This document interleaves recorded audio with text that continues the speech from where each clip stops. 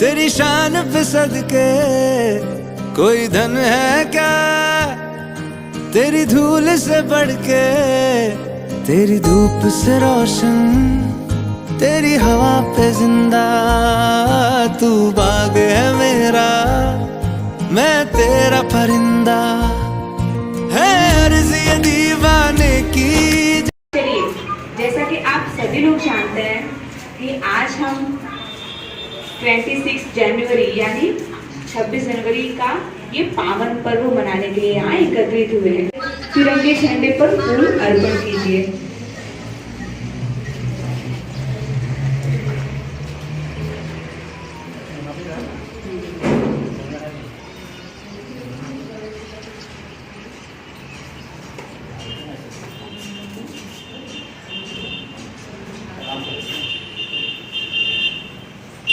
चलिए,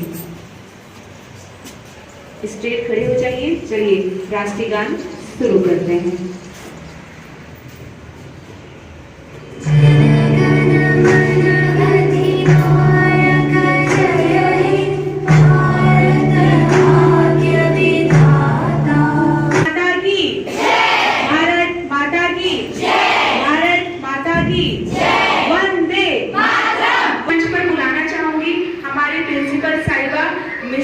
Mrs Pramila ma'am को, ठीक है, वो 2 वचन बोल के आपको संबोधित करेंगे।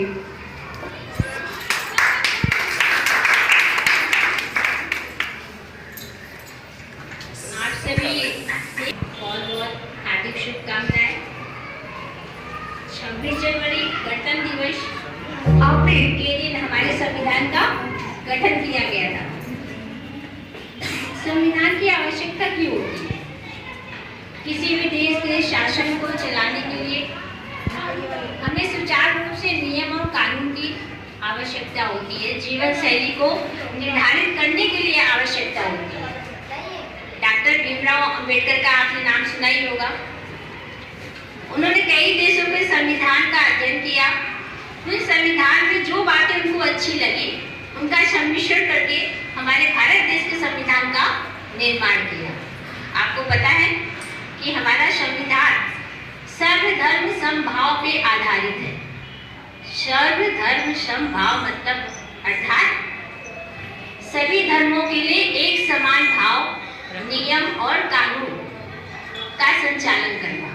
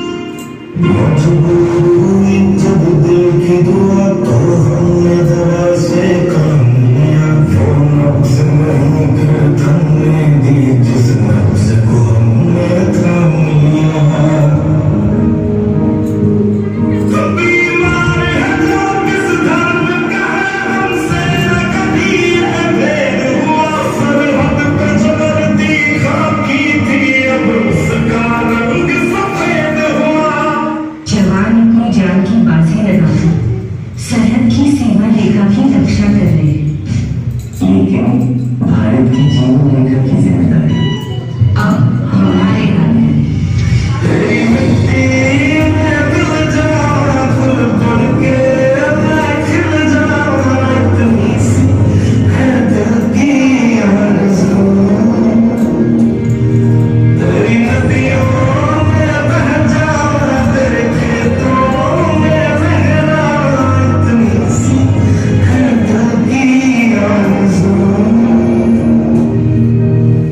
इस कोरोना के डर से लोग सिर्फ एक टच से घबराते हैं।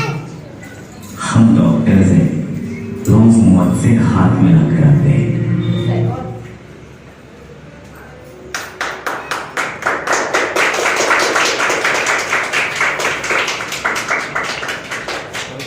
वो कोरोना पे बेस्ड था, ठीक है। हम 2 साल से किससे लड़ रहे हैं? तो कोरोना से लड़ रहे हैं, जो समस्या हमारे सामने आज भी है। लेकिन उस समय जो हमारे डॉक्टर्स थे, जो नर्सेस थी, जो पुलिस थे, जो आर्मी मैन थे, जो ड्राइवर थे, जो एम्बुलेंस में काम कर रहे थे दिन रात, और जो स्वीपर थे, जो हमारे सफाई कर्मचारी थे, वे लोग कितना योगदान दिए हैं इसमें, ठीक है। वो भी क्या हुए इस कोरोना काल में, उनका भी योगदान बहुत महत्वपूर्ण रहा है। तो इसके बारे में थोड़ी सी जानकारी आपको प्रिया मैम देगी।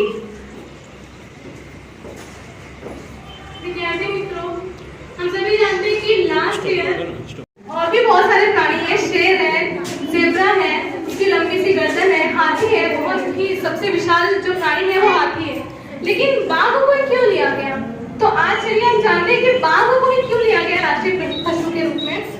तो बाघ जो है वो शालीनता का, दृढ़ता का प्रतीक है। इसके अंदर इतनी स्फूर्ति है जो किसी भी जानवर में नहीं है, किसी भी प्राणी में इतनी स्फूर्ति नहीं है। और ये दृढ़ संकल्प से बताता है, मतलब कि अगर ये अपने शिकार के पीछे लग जाए तो बस उसको पाना ही है।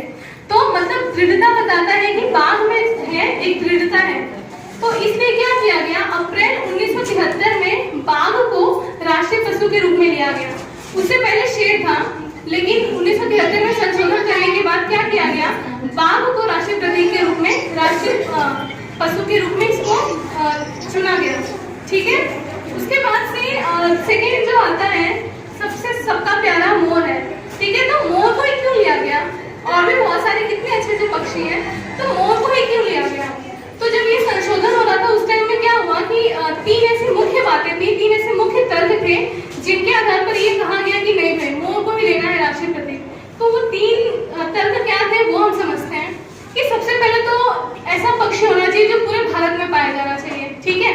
अगर हम उत्तर में चले जाएं, जम्मू कश्मीर में, वहाँ पे भी, नीचे साउथ में चले जाएं तो वहाँ पे तो जंगल ही जंगल है, वहाँ पे भी मोर पाए जाते हैं। फिर पूर्व में बंगाल के साइड पे और पश्चिम में यानी कि गुजरात हमारे साइड पे, तो अगर देखें पूरे भारत देश में मोर जो है वो फैला हुआ है।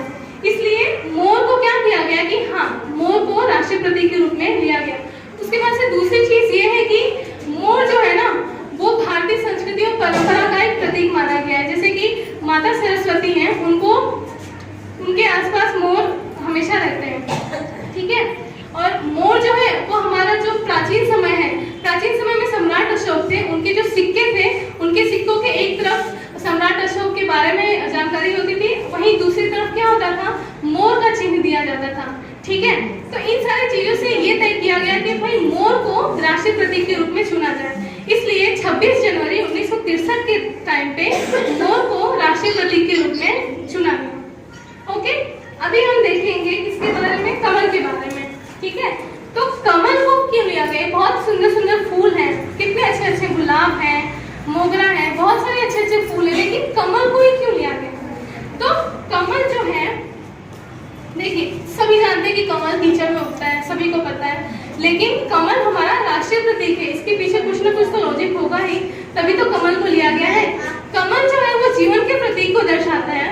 मतलब कि जैसे कमल कीचड़ में खिलता है और कीचड़ में खिलने के बाद उसको इतना बड़ा सम्मान दिया गया है कि वो राष्ट्रीय प्रतीक माना गया। उसी प्रकार ये जीवन को संदेश देता है कि हमारा जीवन चाहे कितने भी कीचड़ में हो, कितने भी दलदल में हो, अगर हम चाहें तो बाहर निकल सकते हैं उससे और एक फूल की तरह सम्मान पा सकते हैं और फूल की तरह सुगंधित हो सकते हैं, ठीक है। तो कमल को इस तरीके से राष्ट्रीय प्रतीक के रूप में चुना गया। उसके बाद से एक और चीज यहाँ पर लगी हुई है, कुतुब मीनार, जहाँ पर हम सबसे कोने में देख रहे हैं कुतुब मीनार लगा हुआ है। तो कुतुब मीनार के बारे में थोड़ी सी जानकारी ले लेते हैं। देखिए, जब भारत में दिल्ली शासन की शुरुआत हुई थी उस टाइम पे क्या हुआ था कि कुतुबुद्दीन ऐबक जो थे वह दिल्ली में जब मुस्लिम शासन की शुरुआत हुई तो कुतुबुद्दीन ऐबक जो थे वो प्रथम शासक थे। तो उन्होंने कुतुब मीनार का सिर्फ आधार से निर्माण करवाया था। हालांकि उन्हें बनवाना था लेकिन बीच में उनकी मृत्यु हो गई, इसलिए क्या हुआ, सिर्फ कुतुब मीनार का आधार ही बना रह गया। उसके बाद से कुछ टाइम के बाद उनके जो उत्तराधिकारी थे इल्तुतमिश, वो भी दिल्ली शासक थे। उनके जो उत्तराधिकारी थे इल्तुतमिश, उन्होंने कुतुब मीनार के 3 मंजिले बनवाए, ठीक है। उसके बाद सबसे लास्ट में फिरोज शाह तुगलक जी थे, उन्होंने कुतुब मीनार के 5 मंजिले बनवाए। तो इस प्रकार से कुतुब मीनार का निर्माण खत्म हुआ। तो कुतुब मीनार बनवाया गया था कुतुबुद्दीन ऐबक के द्वारा, ठीक है। तो ये सारे राष्ट्रीय प्रतीक के बारे में हमने जाना। अब हम समझ लेते हैं कि राष्ट्रीय झंडा, हमारा जो झंडा है उसके 3 कलर है, ठीक है। हम सभी जानते हैं उसके कितने कलर हैं? 3 कलर है, केसरी, सफेद और हरा। तो केसरी, सफेद और हरा ही क्यों लिया गया, उसके बारे में समझते हैं। तो केसरी जो है वह भारत देश के लिए त्याग और बलिदान का प्रतीक माना जाता है। मतलब कि केसरी रंग ये दर्शाता है कि हमारा देश कभी भी त्याग और बलिदान के लिए पीछे नहीं हटा है। जहाँ कहीं भी जरूरत पड़ी है किसी त्याग की या बलिदान की, तो हमारा देश हमेशा आगे रहा है। उसके बाद आता है सफेद कलर। तो सफेद कलर का मतलब क्या होता है? सफेद रंग क्यों लिया गया? क्योंकि सफेद रंग जो है वो शांति का प्रतीक है। तो हमारा देश क्या बताता है कि हम एक शांति दूत है, हम शांति का प्रतीक सब पूरी दुनिया में दिखाते हैं। उसके बाद आता है ग्रीन यानी कि हरा। तो हरा कलर क्यों लिया गया? हरा लिया गया क्योंकि हरा जो है वो हरियाली का प्रतीक है। हमारे देश में हरित क्रांति की जब शुरुआत हुई थी तो क्या किया गया था, इसलिए हरा कलर जो है उसको राष्ट्रीय झंडे में उसको एक जगह दी गई थी, तथा बीच में अशोक चक्र। देखिए अशोक चक्र में 24 तिलियां हैं और जो 24 तिलियां हैं वो 24 मीनिंग बताती हैं, मतलब जीवन की वो 24 मीनिंग बताती हैं। उसके बारे में हम समझेंगे, तो आइए समझते हैं। देखिए सबसे पहले शांति। हमारे देश के झंडे में जो राष्ट्रीय अशोक चक्र है वह सबसे पहली बात की यह अशोक के सारनाथ स्तूप से लिया गया, स्तंभ से लिया गया है, जो उत्तर प्रदेश के वाराणसी में आया हुआ है, ठीक है। तो चक्र की जो 24 तिलियां हैं वो 24 नियम बताती हैं, उसके बारे में समझते हैं। शांति, तो अशोक चक्र ये बताता है कि हमें अपने देश में शांति बनाए रखना है, मतलब किसी भी तरह का, क्योंकि हमारा देश शांति दूत देश भी कहा जाता है, इसलिए हमको देश में क्या करना है? शांति बनाए रखना है। त्याग जो होता है इसे कहा गया है क्योंकि हमारा देश त्याग का ही प्रतीक है। कहीं भी किसी भी चीज में किसी भी जगह पर अगर त्याग और बलिदान की आवश्यकता हुई तो हमारा देश हमेशा आगे खड़ा रहा है। उसके बाद शील, हर व्यक्ति को शीलता से जीवन जीने की प्रेरणा देता है। सेवा, हमको आपस में रखना है, हमेशा उसको क्षमा दे देनी, क्योंकि जानते हैं कि अशोक चक्र जो है वो प्रेम का भी प्रतीक है। वो ये दर्शाता है कि सभी देशवासियों को आपस में प्रेम पूर्वक रहना चाहिए। मैत्री,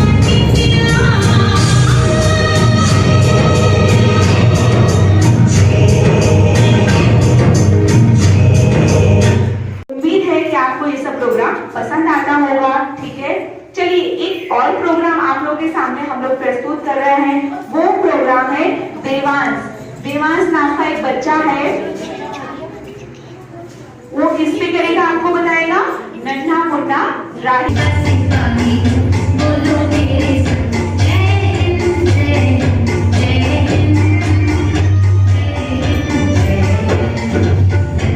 नाराजी देश का सिपाही बोलो मेरे संग जय हिंद जय हिंद जय हिंद जय हिंद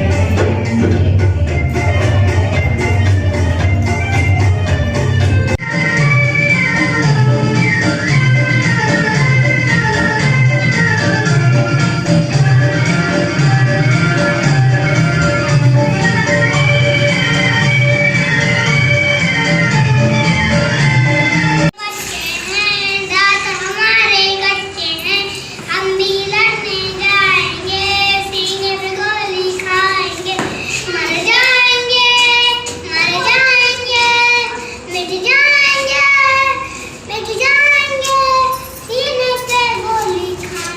सीने पे गोली खाएंगे, दुश्मन को मार भगाएंगे। एक निवेदन करूंगी हमारी संस्था से जो भी शिक्षण संस्थान व्यवस्था की जाती है, सूचना दी जाती है, यहाँ हम हर प्रकार के कार्यक्रम चाहे वो धार्मिक हो, राष्ट्रीय हो, आयोजन करते हैं। तो हम ये दिल से हमारी ये इच्छा है कि आप उनका सहयोग प्रदान करें, हमारा सहयोग प्रदान करें, जिससे आपके बच्चों का मनोबल और आत्मविश्वास बढ़े और साथ में हमारा भी प्रोत्साहन मिले हमें। आपकी जो भी समस्या हो विद्यालय में आइए, अपने टीचर से मिलिए, सर से मिलिए, ताकि ये जो शिक्षण व्यवस्था है सुचारू रूप से अग्रसर हो सके। मैं अपनी वाणी को यहीं पे विराम देती हूँ। धन्यवाद। जय हिंद जय भारत। ओ देश मेरे तेरी शान पे सदके कोई धन है क्या तेरी धूल से बढ़ के, तेरी धूप से रोशन, तेरी हवा पे जिंदा, तू बाग है मेरा, मैं तेरा परिंदा। है अर्ज़ ये दीवाने की जहाँ बोर सुहानी देखी, एक रोज वही मेरी शाम हो। कभी याद करे जो जमाना, माटी पे मर मिट जाना, जिक्र में शामिल मेरा नाम हो।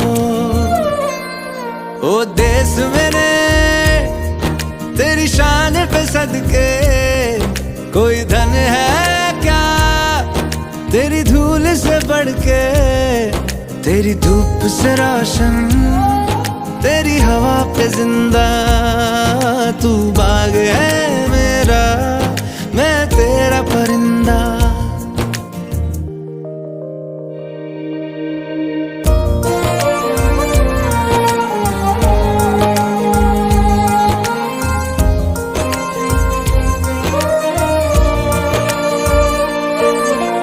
आंचल तेरा रहे रंग बिरंगा, ऊंचा आसमां से वो तेरा तिरंगा, जीने की इजाजत दे दे या हुक्म शहादत दे दे, मंजूर हमें जो भी तू चुने। रेशम का हो मधुशाला या कफन सिपाही वाला, ओढ़ेंगे हम जो भी तू बुने।